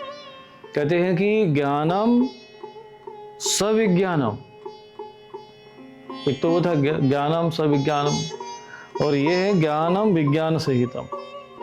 वहाँ ज्ञानम तेहम सविज्ञानम और ये ज्ञानम विज्ञान सहितम, विषय बात एक ही है, अर्थ एक ही बनता है। यद ज्ञात्वा मोक्ष से शुभात्, जिसे तुम मोक्ष को प्राप्त हो जाओगे। फिर भगवान ज्ञान सुना रहे और विज्ञान, तो ये जो अष्टम अध्याय है, सप्तम अध्याय है, नवम अध्याय है, ये सब विज्ञान के विषय हैं। ज्ञान के विषय कौन से थे? ज्ञान तो है परंतु विज्ञान सहित है। केवल ज्ञान के विषय कौन से थे? जैसे द्वितीय भाव में हम द्वितीय अध्याय में गए, सांख्य योग है,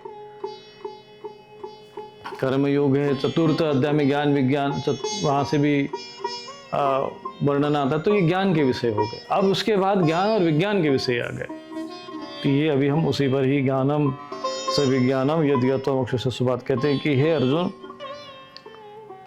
तुम दोष दृष्टि रहित भक्त के लिए इस परम गोपनीय विज्ञान से ज्ञान को पुनः भली बातें कहूंगा। अब तो गूढ़ ज्ञान समझा ही दिया, बल्कि कहा कि मैं पुनः समझाऊंगा तुमको,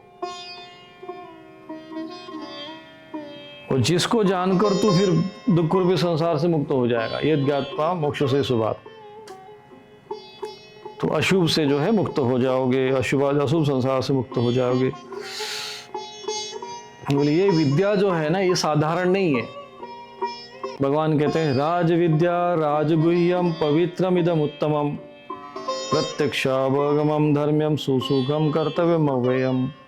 कहते ये विज्ञान से जो ज्ञान है, ये जो विद्या है, ये साधारण ज्ञान नहीं है, ये राज विद्या है और राजगुह्य है। ये सब विषयों का अर्थात सब विद्याओं का, राज विद्या का अर्थात सब विद्याओं के राजा और सब गोपनीयों का भी राजा, और अति पवित्र अति उत्तम प्रत्यक्ष फल वाला धर्मयुक्त साधन करने में भी बड़ा सुगम और अविनाशी है।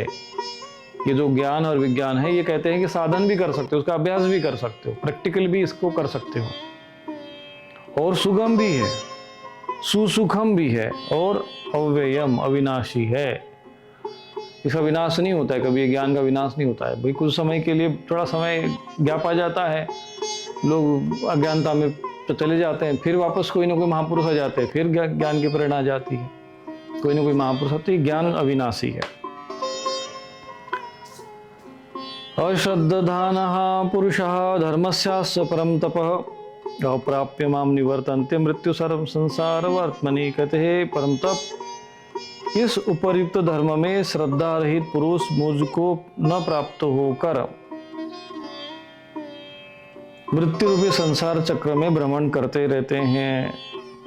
अब जो ये ज्ञान है, जो मैं आपको भगवान कहते बताने जा रहा हूँ, ये जो राज विद्या है, राजगुह्यम है, पवित्रम है, ये जो ज्ञान है, विज्ञान सहित जो ज्ञान है, उसको अश्रद्धाना पुरुषा, जो अश्रद्धा रखने वाले जो पुरुष हैं,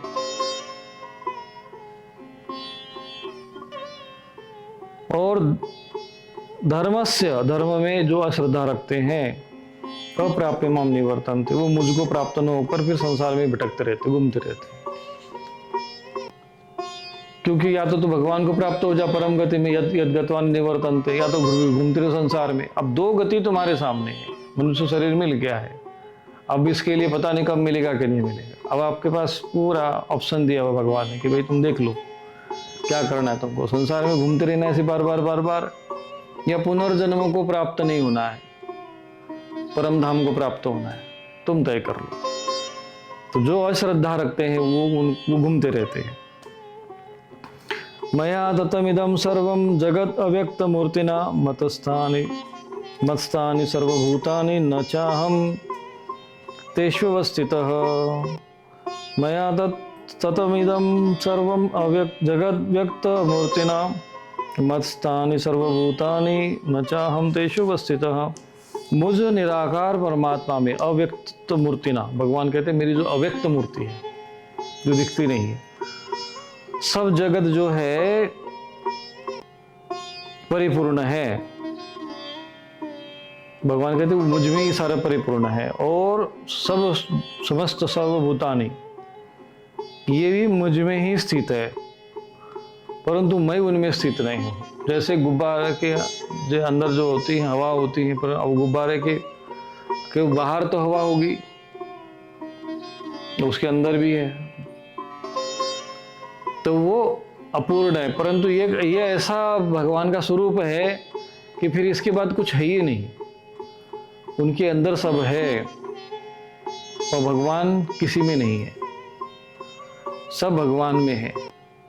इसलिए भगवान को अनंत कहते हैं। उसका कोई अनंत नहीं है, उसका कोई अंत नहीं है कहते हैं, परंतु मैं उनमें नहीं हूँ। भगवान अपना स्वरूप बता रहे कि कितना मैं व्यापक हूँ। न च मत्स्थानि भूतानि पश्य मे योगमैश्वरम भूतभृन्न च भूतस्थो ममात्मा भूत भावनः, कि ये जो सब प्राणी है मुझ में स्थित नहीं है, किंतु मेरी ईश्वरीय योग शक्ति को देख कि भूतों को धारण पोषण करने वाला, और भूत यानी भूत का अर्थ यहाँ पर प्राणी मात्र की बात हो रही। भूत तीन शब्द है ना, भूत भूतकाल को भी बोलते हैं, भूत जो योनि भी, और भूत प्राणियों को भी कहते हैं। यहाँ प्राणी शब्दों को लेना अर्थ। तो भूतों को उत्पन्न करने वाला भी मेरा आत्मा वास्तव में भूतों में स्थित नहीं है, कि ये सब जो है मुझ में स्थित नहीं है, परंतु मेरी जो ईश्वरीय है, पश्चिम योग में ईश्वर, मेरा जो योग शक्ति है, ऐश्वर्य है, उसको देखो। यथाकाश स्थितो वायु, यथाकाश स्थितो नित्यं वायु सर्वत्र गो महान, तथा सर्वाणि भूतानि मतस्थानि इत्युपधारय। जैसे आकाश से उत्पन्न सर्वत्र विचरण करने वाला महान वायु सदा आकाश में स्थित रहता है, जैसे आकाश में घूमने वाला आकाश में रहता है, वैसे ही मेरे संकल्प के द्वारा उत्पन्न होने के कारण संपूर्ण भूत मुझ में स्थित है। तो भगवान के संकल्प से, भगवान यहाँ कहते हैं तथा सर्वाणि भूतानि मतस्थानि इति उपधारय, कि मेरे में ही स्थित है, ऐसा जान ले। सर्वभूतानि कौन्तेय प्रकृतिम यान्ति मामिकाम कल्पक्षय पुनस्तानि कल्पादो विसृजाम्यहम्। हे अर्जुन, कल्प के अंत में सब भूत मेरी प्रकृति को प्राप्त होते हैं। सब ब्रह्मा जी जो है सृष्टि, ब्रह्मा जी में ही चले जाते, विलीन हो जाते हैं। ब्रह्मा जी भगवान में लीन हो जाते। प्रकृति यहाँ पर उसी रूप में प्रकृति को माना गया है, प्रकृति में लीन होते हैं और कल्प के आदि में मैं उनको फिर से रचता हूँ। अब यहाँ भगवान कहते हैं कि रचता भी हूँ, क्योंकि तस्य कर्तारपि मां विद्या कर्तारमव्ययम्, करता तो है पर फिर भी अकर्ता है, ये भगवान की विशेषता है।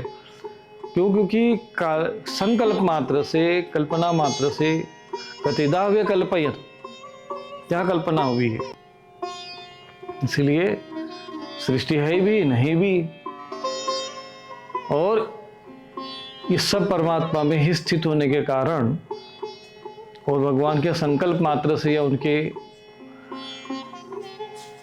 निमित्त कारण के कारण ये सारा संसार प्रकृति के द्वारा निर्मित होता रहता है, भगवान की शक्ति के द्वारा, उन्हीं के आधार शक्ति के द्वारा निर्मित होता रहता है और उसी में ही विलीन होता रहता है। भगवान कहते हैं कि विसृजाम्य है ना, सृजन के जो शब्द, क्योंकि जब ब्रह्म की बात चर्चा हुई है, ब्रह्म सूत्र में चर्चा हुई, जन्माद्यस्य यतः शब्द है, अर्थात ये जो सृष्टि है जिससे उत्पन्न होती है, जिसमें विलीन होती है, वो ब्रह्म है।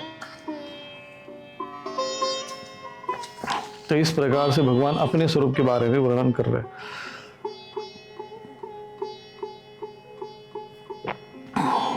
प्रकृतिं स्वाम अवष्टभ्य विसृजामि पुनः पुनः भूतग्राममिमं कृष्णम अवशम प्रकृतिर्वशात्।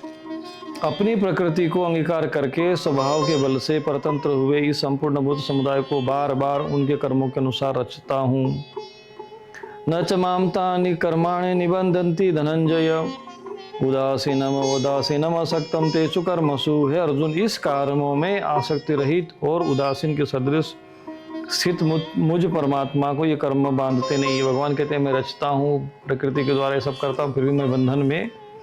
इसलिए भगवद गीता में भगवान ने पहले ही कहा था जन्म कर्म च में दिव्य, मेरे जन्म कर्म दिव्य है। जो उसको समझेगा, अभी इसको समझना है, इस पर चिंतन मंथन करना है। यदि चिंतन मंथन करेंगे तो इसी बहाने जो है हम भगवान का स्मरण करने में हमारा समय चला जाएगा, भगवान से हमारा संपर्क हो जाएगा, मन चित्त जो है उनमें से तल्लीन हो जाएगा। इस तरीके से हम उनके कल्याण को प्राप्त हो जाएंगे। जन्म कर्म चमे दिव्यम यो यो वेति तत्वतः और त्यक्त्वा देहम न पुनर्जन्म, फिर उसके बाद पुनर्जन्म नहीं होता। नेति माम में तो सोच, इसीलिए हमें इस विषय पर अध्ययन मनन चिंतन करना चाहिए। मय्या दक्षिण प्रकृति ही भू सूयते स्वचराचरम। भगवान फिर यहाँ बात आ रही, पहले तो कहते हैं कि मैं सृजन करता हूँ, फिर कहते हैं अभी मेरे अध्यक्षता में प्रकृति कार्य करती है। अब यह दोनों बातें सत्य हैं। कैसे? क्योंकि प्रकृति भी जब उनकी अध्यक्षता में है, अर्थात उनकी शक्ति से ही प्रकृति कार्य करेगी। प्रकृति भी परमात्मा की शक्ति है। तो एक प्रकार से जो रचयिता भगवान ही हुए, परंतु चूंकि प्रकृति के द्वारा रचना हो रही है, इसलिए भगवान वहां पर अध्यक्ष रूप में है, अकर्ता रूप में है। भगवान कहते हैं कि मय्या दक्षेन प्रकृति सूयते सुसराचरम हेतुनानेन कौन्तेय जगद विपरिवर्तते। कि हे अर्जुन, मुझ अधिष्ठाता के अध्यक्षता में सकाश से प्रकृति चराचर सहित सर्व जगत को रचती है और फिर इस हेतु से ही जगत का संसार चक्र घूम रहा है। अवजानन्ति मां मूढ़ा मानुषम तनुमासेतम परम भाव जानन्तो मम भूत महेश्वरम। मेरे परम भाव को न जानने वाले मूढ़ लोग मनुष्य का शरीर धारण करने वाले मुझ समस्त भूतों के महान ईश्वर को जानते नहीं है, साधारण मनुष्य समझते हैं। अवजानन्ति मां मूढ़ा, तो मूढ़ लोग, या भगवान बार बार मूढ़ शब्द का प्रयोग किया कि मूढ़ जो चिंतन नहीं कर सकता। मूढ़ जो होता है बस केवल वो एक विषय उसके दिमाग में जो बैठ गया, चाहे धर्म हो चाहे अधर्म हो, सत्य हो, जो बैठ गया दिमाग में बैठ गया, और ऐसे लोग जानते नहीं है। विमूढ़ा नानुपश्यन्ति पश्यन्ति ज्ञान चक्षुषा। जो ज्ञानी जन है वो जानते हैं। मोगाशा मोग कर्माणो मोग ज्ञाना विचेतसः राक्षसी मासुरीम चैव प्रकृति मोहिनीम श्रितः। कि व्यर्थ आशा, व्यर्थ कर्म और व्यर्थ ज्ञान वाले विक्षिप्त चित्त अज्ञानी जन राक्षसी, आसुरी और मोहिनी प्रकृति को की धारण किए रहते हैं।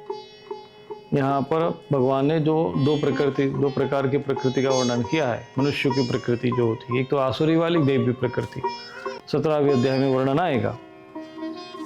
तो यहाँ पर कहते हैं कि जो व्यर्थ की आशा रखने वाले, व्यर्थ कर्म करने वाले, व्यर्थ का ज्ञान रखने वाले, विक्षिप्त चित्त विचेतस विक्षिप्त चित्त वाले राक्षसी और आसुरी और मोहिनी प्रकृति को धारण किए रहते हैं।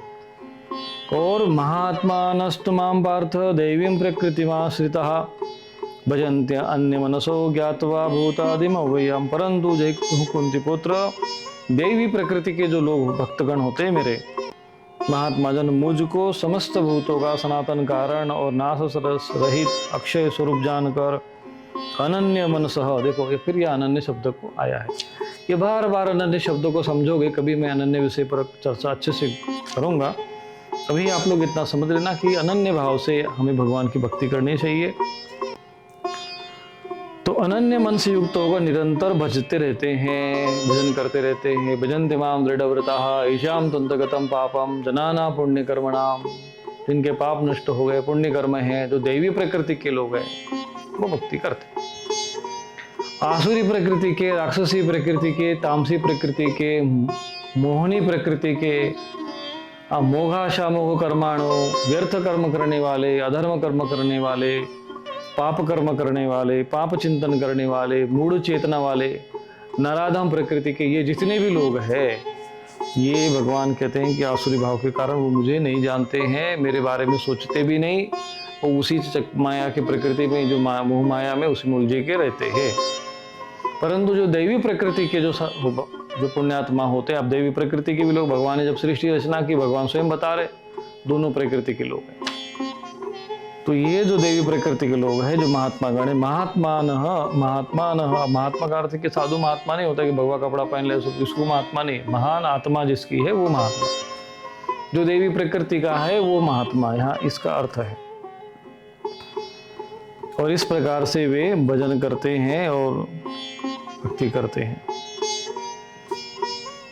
सततम कीर्तयन्तु माम इतन्तश्च दृढ़व्रताः नमस्तस्यन्त माम भक्ता नित्ययुक्ता उपासते। भगवान अब जो है कहते हैं कि इस प्रकार से जो सततम जो कीर्तन करने वाले, कीर्तन का अर्थ यहाँ पे कीर्ति का चिंतन करने वाले, कीर्ति उनका वर्णन करने वाले, भगवान के जो कर्म किए जन्म, भगवान जब विशेष रूप से अवतरण होते हैं तब उनके जो अवतरण की क्रिया है, उनके गुण, कर्म, स्वभाव, दिव्य कर्म, जन्म कर्म आदि का चिंतन मंथन करने वाले, कीर्तन करने वाले, दृढ़ व्रति वाले, दृढ़ निश्चय वाले भक्तजन निरंतर मेरे नाम और गुणों का कीर्तन करते हुए तथा मेरी प्राप्ति के लिए इतना करते हुए मुझको बार बार प्रणाम करते हुए सदा मेरे ध्यान में युक्त होकर अनन्य प्रेम से मेरी उपासना करते। सततम कीर्तयन्तु माम इतन्तश्च दृढ़व्रताः नमस्तस्यन्त माम भक्ता नित्ययुक्तो उपासते। भगवान की उपासना करते हैं, ऐसे भक्तगण होते हैं। भगवान कहते हैं कि ज्ञान यज्ञेन चापने यजन्ति माम उपासते एकत्वेन पृथक्त्वेन बहुधा विश्वतो मुखम। दूसरे जो, ये तो हो गया भक्त का, भक्ति मार्ग से भगवान का भजन करने वाले। दूसरे भी मेरे भक्त होते जो ज्ञानी वाले, ज्ञान मार्ग वाले।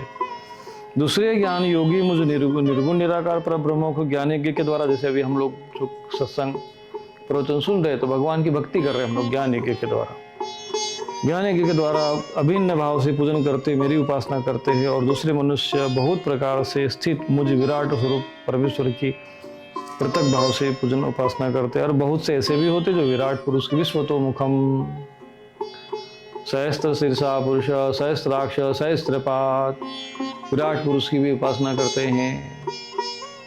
ज्ञानी पुरुष ब्रह्म भाव से उपासना करते हैं। भक्तगण जो है भगवान की किसी एक दिव्य स्वरूप का चिंतन मंथन स्मरण कीर्तन आदि करते हैं। तो ये इसलिए भक्ति मार्ग सरल है वो, और परंतु भक्ति मार्ग जो शास्त्रोक्त तो होना चाहिए। और जो शास्त्रोक्त तो जो भगवान का वास्तविक स्वरूप है उसको पूजो। अब तो बस वे दाढ़ी बाल वाले बना दिए, उसको भी कहते कि ये कृष्ण है, कलयुग के कृष्ण, भी इनको पूजो। भगवान के नाम पर भी प्रेतों को पूजने के लिए क्या क्या षड्यंत्र नहीं रचे जाते, क्या क्या आडंबर नहीं रचे गए हैं। कलयुग की तो विशेष महिमा है भाई, क्या कहा जाए। परंतु ये सब मोहिनी प्रकृति वाले, आसुरी प्रकृति वाले मूढ़ लोग हैं। इसलिए ये भगवान के वास्तविक स्वरूप को, शास्त्रों को जानते भी नहीं, समझते भी नहीं, समझना भी नहीं चाहते हैं। ये इसी तरह चक्कर में घूमने के लिए जन्म लिए हैं, ऐसे इसी में भटकते रहे। जो देवी प्रकृति के होते हैं वो भगवान के उस शास्त्रोक्त स्वरूप को जानकर समझकर फिर उनकी उपासना करते हैं। तो मैं संभव हुआ तो आपको भगवान के किसी भी एक इष्ट का किस प्रकार से आराधना करनी चाहिए, सकाम भक्ति के द्वारा शास्त्रोक्त भक्ति कैसे करना चाहिए, उसका भी एक मैं आपको पीडीएफ उपलब्ध कराऊंगा और उस पर भी कभी चर्चा करेंगे। और अभी 12वां अध्याय आएगा भक्ति योग में, उसमें भी हम लोग विशेष चर्चा करेंगे। तो भगवान जो है यहाँ पर अपने विराट स्वरूप के भी वर्णन करते हैं। और इस प्रकार से भगवान 9वें अध्याय में फिर विशेष रूप से अपना भगवान किस किस रूप में, कैसे कैसे विराट रूप में कैसे हैं, उसका भी वर्णन 9वें अध्याय में करते हैं। ये सारे विषय इसलिए हैं कि हम, भगवान कहते हैं कि दो तरह के भक्त विशेष रूप से होते हैं। एक तो जो भगवान के सकाम भाव को, भगवान की परमात्मा की, चूंकि भगवान ने भी कहा तस्मात् सर्वेषु कालेषु माम् अनुस्मर युद्ध च। भगवान का स्मरण करना है तो भगवान के स्मरण कैसे करोगे? उनके स्वरूप को नहीं जानोगे, समझोगे नहीं, उनके कर्म को नहीं समझोगे, उनकी दिव्यता को नहीं समझोगे, उनकी विराटता को समझोगे नहीं, उनके ऐश्वर्य को नहीं समझोगे, तो उनका चिंतन कैसे करोगे? इसलिए भगवान ने यहाँ पर अपने विराट स्वरूप के बारे में अर्जुन को बताया कि देखो सब रूपों में मैं ही हूँ और जहाँ भी दृष्टि पड़े वहाँ पर मेरा ही चिंतन करो। ये इसलिए यहाँ पर भगवान ने उस विराट स्वरूप का वर्णन किया है। तो अगले सत्र में हम इसको लेंगे। और 9वें अध्याय में भगवान ने इसी तरह से वर्णन किया। तो 9वें 10वें 11 अध्याय ऐसे ही है। फिर भगवान जो इसी भगवान के विराट स्वरूप का वर्णन है, उनकी विशेषता है। 12 अध्याय में उनकी फिर उपासना की वर्णन आता है, उपासना का अध्याय। जैसे 6वां अध्याय है उपासना का अध्याय है, ध्यान योग, योग मार्ग के द्वारा कैसे भगवान की आराधना की जाती है। ये जितने भी उपाय बताए गए हैं ये बिल्कुल सटीक उपाय है, शास्त्रोक्त उपाय है। इसका अनुसरण आप करोगे तो आपको इसी जन्म में भगवान के भक्ति का ज्ञान भी हो जाएगा, भक्ति भी प्राप्त हो जाएगी, उनके स्वरूप का भी ज्ञान हो जाएगा, अपना भी ज्ञान हो जाएगा। यदि शास्त्रोक्त विधि का अनुसरण करोगे तब ये मूढ़ और मूर्ख लोगों के छद्म जालों में, कपट जालों में उलझ कर अशास्त्रीय विधि, अशास्त्रीय देवता, मनगढ़ंत देवता, इन प्रेतों को पूजाने के लिए जो छल पूर्वक जो है धन कमाने के लिए चढ़ावा के चक्कर में जो ये आडंबर मायाजाल रचा हुआ है, इसमें अगर आप उलझ के रह जाओगे तो घूमते रह जाओगे, इसे पूरा जीवन निकल जाएगा, हाथ में कुछ नहीं आएगा। और ये भी जो जितने भी हैं वहाँ देवता हैं या नहीं, और जो वह देवता है ही नहीं है तो कहाँ से होगा। और देवता की उपासना करना यज्ञ दान और तप कर्म है, वो विधान शास्त्र में भगवद गीता में दी हुए, वो विधान से तो ये पूजन भी नहीं करते न करवाते हैं। सिर्फ आडंबर पाखंड, बस मेन ये है कि बस चढ़ावा लोग आए, भीड़ बढ़े, चढ़ावा चढ़े हो, हमारी मौज मस्ती हो। ये जो आडंबर समाज में धर्म का चल रहा है, उससे जो थोड़ा सा अलग हटकर जो साधक शास्त्रोक्त मार्ग से चलता है, तो फिर वो भगवान के उस वास्तविक स्वरूप का अनुभव इसी शरीर में कर सकता है। क्योंकि संसार है, संसार में सब तरह का सृष्टि, भगवान ने कहा कि सब आसुरी प्रकृति के, मोहनी प्रकृति के, राक्षसी प्रकृति के, नराधम प्रकृति के, मूढ़ प्रकृति के, सब तरह के लोग हैं, सृष्टि है, वरना अब आपको मनुष्य बनाया, विवेक बुद्धि तो तुम्हारे पास होनी चाहिए, भक्त हो, साधक हो, विशेषता तुम्हारे में है, तुम चिंतन मंथन करो और अपने ईश्वर के उस परम तत्व को प्राप्त हो जाओ। इसलिए भगवान ने कहा ज्ञात्वा शास्त्र विधानोक्तम कार्यम कर्तुम इहारस्य, शास्त्र का विधान समझो मूर्ता पूर्वक, बस इसीलिए जो है किसी तत्वज्ञानी महापुरुषों के प्रवचन सत्संग सुननी चाहिए। ऐसे ही बस वो लगे लगे राधे में, तो फिर उसी में, तो लीला में, तो भजन में, ये भजन तो वो भजन, आहा बड़ा आनंद है, ये चुटकुला वो चुटकुला, बड़ी भक्ति अच्छी हो रही है। तो ये सब चीज़ों में जो उलझाने वाले में जो उलझते हैं, एक लोटा जल तो सब समस्या का हल, तो ये जो तमाशे समाज में चल रहे हैं, इससे जो विवेकवान बुद्धिवान व्यक्ति बच जाता है वही इधर आ सकता है, बाकी तो गुम रहे हैं। भगवान की भक्ति नहीं करे, भगवान की तो बस लग रहा है कि हम भगवान को पूज रहे, देवी देवता को पूज रहे, हाँ भगवान का दर्शन हो रहा है, भगवान का दर्शन हो रहा है, कोई भगवान का दर्शन नहीं है, सिर्फ छद्म जाल है, छद्म जाल। इन स्वार्थी लोगों ने, बूढ़ों ने, अधर्मियों ने ऐसा रच दिया, माया जाल है। इससे बचकर जो शास्त्रोक्त विधान है, जो वास्तविक अंतर्यामी स्वरूप परमात्मा है और जो शास्त्रोक्त तो भगवान के स्वरूप हैं, उनकी जो साधना पद्धति है, शास्त्र में जो विहित है, निहित है, उसको जानकर यदि आप आराधना करोगे तो जो वर्णन भगवान ने कहा है कि इस प्रकार से कर्म करते हुए मनुष्य जीवन को सार्थकता को प्राप्त हो जाओगे। इसलिए हमने अभी इस समय में भगवद गीता के इस सत्रों को लेने का विशेष निर्णय इसलिए लिया कि आज का जो हमारा सनातन समाज है, या पूरे मनुष्य समाज की बात हो रही है, या तो किसी वैसे भी देखा जाए तो अध्यात्म जो है वो किसी समुदाय, संप्रदाय, पंथ तक सीमित नहीं होता, वो तो समस्त मानव जाति के लिए है, सर्वे भवन्तु सुखिनः इस भाव से है, सभी के लिए है। अब जिसकी अंतरात्मा जग जाए, समझ जाए, जिसको वास्तविक तत्व ज्ञान हो, जिसके पुण्य कर्म को जाग जाए तो बात अलग है, तो ही इधर मार्ग पर आएगा। तो ये ज्ञान देना बहुत आवश्यक था, तो इसलिए इसे लिया है और उसको गुणता से समझाने का भी हमने प्रयत्न किया है। तो ये विषय आपको समझने हैं, चिंतन मंथन करना है, और इसको समझने के उपरांत ही आपको समझ में आएगा कि वास्तव में भगवद गीता में कौन सा ज्ञान है, भगवद गीता के कौन से विषय में भगवान ने वर्णन किया है। और भगवद गीता के इसी ज्ञान को, चूंकि श्रुति ग्रंथ है, उपनिषद है, भगवान के द्वारा सब स्वयं वाच्य है, इसी का ही जो है वर्णन दृष्टांत रूपों में आप भागवत महापुराण में पढ़ लो, चाहे शिव महापुराण में पढ़ लो, तो भगवद गीता को आप जब समझोगे तो आप इनको भी समझ जाओगे। भगवान के द्वारा ये जो ज्ञान है, विज्ञान युक्त है, सैद्धांतिक है, दार्शनिक है, इसमें कोई कथा वथा नहीं है, कोई दृष्टांत नहीं है इसमें। कथा ये जो दृष्टांत वगैरह सब अन्य फिर उपनिषदों में आए हैं, पुराणों में आए हैं। और जब भी ये पुराण पढ़ोगे, सुनोगे, और भगवत गीता का ज्ञान तुम्हारे पास रहेगा तो तुम उसमें भी भटकोगे नहीं तो वहाँ उसमें भी माया जाल है। शास्त्र जालम महारण्यम, उसको समझ नहीं पाओगे। इसलिए भगवत गीता को समझ लो तो प्रथम तो फिर तुम्हें दूसरे को समझने की आवश्यकता नहीं।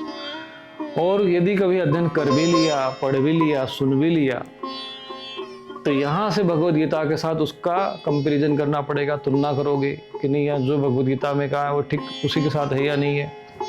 रामचरितमानस भी पढ़ोगे तो देखोगे कि हाँ ईश्वर अंश जीव विनाशी, फिर भगवान कहते हैं ममैवांश जीव लोके जीव भूत सनातना, भैया मैचिंग हो रही है। तो ठीक है, फिर वो चौपाई ठीक है। तो आप चाहे रामचरितमानस पढ़ोगे, संत महापुरुषों कोई वचन पढ़ोगे, चाहे कोई शिव पुराण पढ़ोगे, चाहे भागवत महापुराण पढ़ोगे या कोई भी ग्रंथ पढ़ोगे, भगवद गीता के उस दिव्य ज्ञान को विज्ञान सहित समझ लिए तो फिर आप संसार के किसी भी मायाजाल में नहीं फंसोगे, ना वो कोई उलझा सकेगा, ब्रह्म जाल से बाहर निकल जाओगे। बाकी तो भेड़ बकरी के तो अब देख ही रहे हमारी दुर्गति हो रही समाज की। अब इसको कर भी क्या सकते हैं, युग ऐसा है, तमस युग है, प्रभाव है। ज्ञानी महापुरुष केवल समझा ही सकते हैं, शास्त्र तो उपलब्ध है ही है। और जो पुण्य कर्म वो करने वाले हैं, जिनके पाप थोड़े से कम है, वो लोग फिर वही इसी मार्ग पर आ सकते, समझ सकते हैं। तो ये समझना और समझाना दोनों आवश्यक था, इसलिए ये सत्र अभी चल रहा है। तो आगे भी इस पर हम अभी पूर्ण भगवद्गीता के इस विषय पर चर्चा करते हुए इस गुण ज्ञान को समझने का प्रयत्न करेंगे। अभी भगवान के विशेष स्वरूप का ही, ऐश्वर्य का ही वर्णन होगा, नवम दशम एकादश अध्याय तक। तो पुनः फिर अगले सत्र में मिलते हैं, तब तक के लिए नारायण नारायण नारायण। क्या आपकी समस्याओं का समाधान नहीं मिल रहा? स्वामी रूपेश्वरानंद आश्रम में पितृदोष निवारण, काल सर्प दोष शांति, नारायण बलि पूजन, महायज्ञ, जन्म कुंडली विश्लेषण, अभिमंत्रित रक्षा कवच तथा सिद्ध यंत्र जैसे श्री यंत्र, कुबेर यंत्र उपलब्ध हैं। साथ ही नकारात्मकता, शामक स्प्रे, मंत्र सिद्ध यज्ञ भस्म और दैवीय रक्षा कवच भी प्राप्त करें। अभी कॉल करें और सेवा हेतु दान करें।